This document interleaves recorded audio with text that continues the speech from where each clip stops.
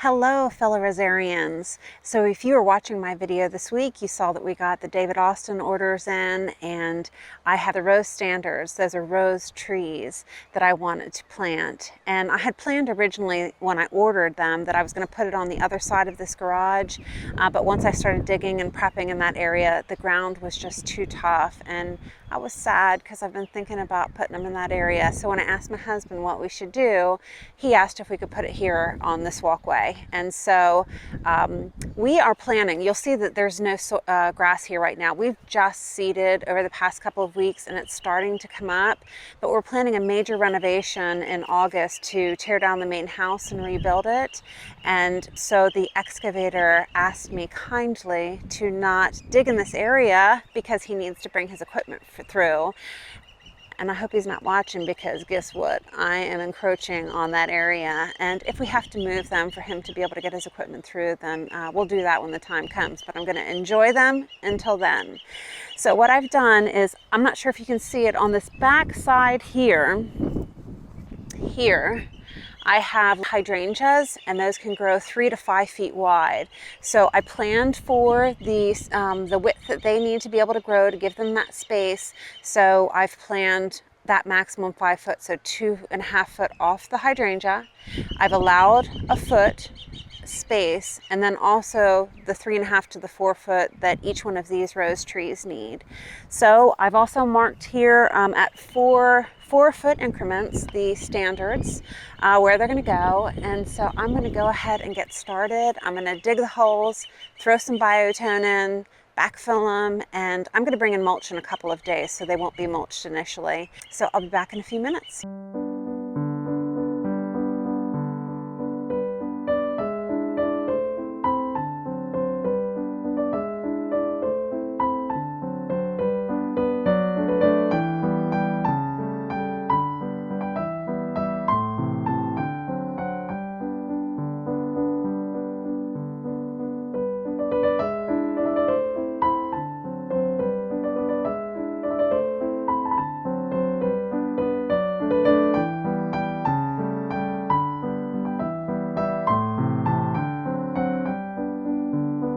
So I've got my holes dug, and it was not as easy as I thought. With the excavation and them using the fill dirt that came off of the house, it is clay and it's hard. So ideally you want your roses to be in native soil, but I'm going to have to remove the clay that I pulled out and then bring in some bag soil for them. I think that would be better than trying to figure out how to break up this clay. So while I wait for my husband to come out, he's going to help me stake them up and make sure that everything is lined up the way that it should be. I wanted to share the directions that were from the David Austin website. If you go to Advice and Inspiration, they have a link, I think, at the top of their page. If you click on that, scroll down, there's a specific link for standard roses.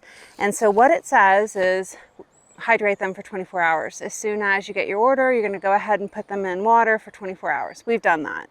Then it says you're going to dig a hole approximately 2 foot wide by 16 inches deep, and remove large stones as necessary. And I've done a video now to share with you my feelings about planting your roses. That's an ideal situation, 2 foot by 16 inches deep, but you really need to just dig that hole to match the size of the roots. You don't need to go crazy. Some of these roots are kind of tiny, so it would be silly for me to dig, 2 foot exactly and then 16 down. You need to loosen the bottom of that hole to make sure that the roots have something to start digging into. That'll help them along. But a lot of these roots, remember I showed you, they're off to one side. So I needed to cater to the actual size of the roots, which I've done here. Break up the soil at the base of the hole with a fork and mix with manure, at least 2 years old. I'm just going to use gypsum because I need to loosen up the soil. I prefer to use manure as my top dressing, and so I'll do that in a couple of weeks. But for now, I'm just going to put gypsum and biotone in the hole. Okay, then it says remove the rose from the bucket of water whilst holding trunk of tree in one hand. Sprinkle the roots with the fungi or the biotone, but I like that word whilst holding the trunk of the tree. Place the rose upright in the center of the hole. The stem should be 2 inches below the top of the hole. Use a bamboo cane to help identify the level of the top hole. And so I showed you on my previous planting video, I typically just take my shovel that I've already got out here, lay it down on the ground to get me that level to make sure that it's where the bottom of the cane is. Position the stake around 4 inches from the rose stem and drive it down into the ground by 8 inches below the bottom of the hole, avoiding the root structure. That's tough. I mean, how are we going to avoid these roots? Which made me think, do you remember how some of those, when I unboxed them, I showed that the roots were going off to one side. And as I was digging these holes, I thought, I wonder if they were just moving away from that stake that they had in the ground. So if they had the stake in the ground, the roots are going to, head off in the opposite direction. I'm thinking that's what they did. And so I might try to do that same thing here, because I'm not going to really be able to bend those roots off of that that one-sidedness that they are right now. So then it says this should leave the stake 3 foot above the ground level.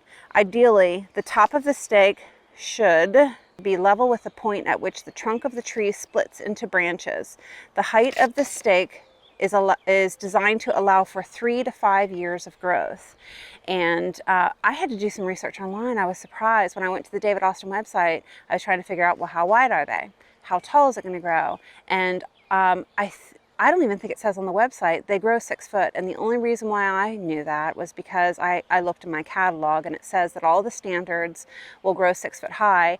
And we have to imagine that it's got 3 shrubs attached to the top of that tree. So it's going to be at least the same size as a normal shrub, which would be 4 feet. All right, step 7, backfill around the hose using the soil that was originally dug. Yeah, we're not doing that because that soil is nasty. Mixing in 2 more spadefulls of rotten manure. We're not doing that either. Then lightly firm the soil around the rose with your foot. Step 8, using the tree ties, attach the standard tree rose stem to the top of the stake. So as soon as my husband gets out here, I will go ahead and time lapse that, and we'll finish that up. And while we are waiting for him, I wanted to read to you about the roses that I bought. In this shipment, I bought 3 Desdemona, and you'll remember in my unboxing, they replaced one of them with a Darcy. So I'm going to leave a hole so that when they finally make it right, I'll have a place to put the Desdemona. So I did 3 Desdemona, 3 carding mill, and I could only get one of the Roald Dahl. So the intent is to have 3, 3, 3. And I have another order coming in a couple of weeks, and that will include 2 of each. So we'll be able to complete most of the hedge, and then I'll have some, hopefully they'll still have the same variety next year so I can finish filling it in. So for Desdemona, it says that it's best for fragrance and best for flowering. Peachy pink buds open to beautiful white chalice-shaped blooms with a pinkish hue. The incurved petals create an arresting interplay of light and shadow. The strong old rose fragrance has hints of almond blossom, cucumber, and lemon zest. It forms a most attractive, neat, rounded, bushy shrub. So it's interesting when they talk about scents, and I really want to walk around and see if I can tell that it smells nice, but I don't think that I can tell that it has almond blossom, cucumber, and lemon zest. So I'll have to let you know, remind me if I forget, that I want to see if I can differentiate between the different scents. So I also got carding mill. The blooms are a beautiful blend of pink, apricot, and yellow, giving the overall impression of orange. They have a lovely myrrh fragrance. It forms a bushy, rounded shrub with quite straight stems. So that should be interesting to see. And then finally, let's look up Ronald. Oh, I call it Ronald. It's Rawld. You'll have to forgive me. Look, can we just call him Ronald? So it's going to be Ronald Dahl. That's easier for me. Let's see, 45. Roald Dahl is a soft orange-red buds open to medium-sized cupped rosettes of perfect apricot coloring. They are extremely robust and have a lovely fruity tea scent. Very healthy, it matures into an attractive round bushy shrub with very few thorns. So once again, a totally different scent, and I'm not sure if I can pick up the difference, but I'm just excited to have beautiful blooms and some beautiful things to smell. So I'm going to go grab my husband and tell him to get out here.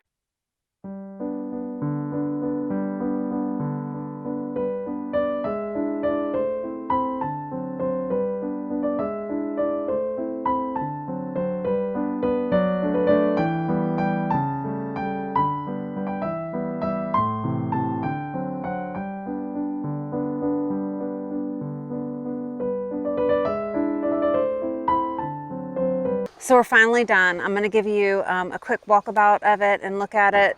Lessons learned is that when you've got the root and it's fanning off, it is definitely what we thought, where it's fanning off because it had the stake coming right up against it. So as I was digging the holes, my husband was holding it for me. I made sure that we ran with the line. Let me move out of the way here.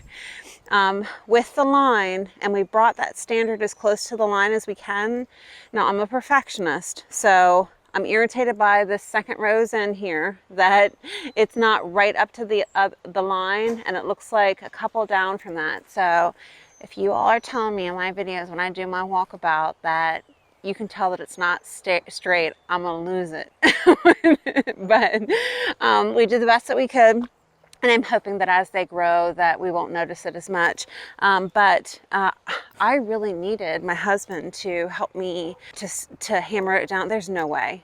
So my recommendation, unless you're really strong, maybe only get through a couple a day, but I would not have been able to crank out 6 of these on my own using the mallet. I really needed him because I needed to hold it into the hole and have him use the mallet to get the stake in, and then make sure that that rose standard was not moving, make sure that the roots were not getting hit by the stake, and then he helped, to buckle it in with the rubber tie. So very well done. I am so happy with the quality of David Austin standards, that they provide a stake and the rubber tie to make it so that you've got something that looks really professional. Tomorrow's plan is to go ahead and mulch this bed and finish it up, and I'll go ahead and put a picture on my Facebook page. If you haven't been over there yet, go ahead and like that page so that you can see the updates. If it's not a video and if it's just pictures of what I'm doing, I post it up on that site. So that's where I'll go ahead and post the end picture of this, and then in a couple of days or a week or so, when David Austin sends the remaining standards that I have for this side, I think it's 6 more, I'll go ahead and get those loaded, and then I'll put it on the Facebook page so that you can see it. I hope this video is helpful, and I'll see you in the next one.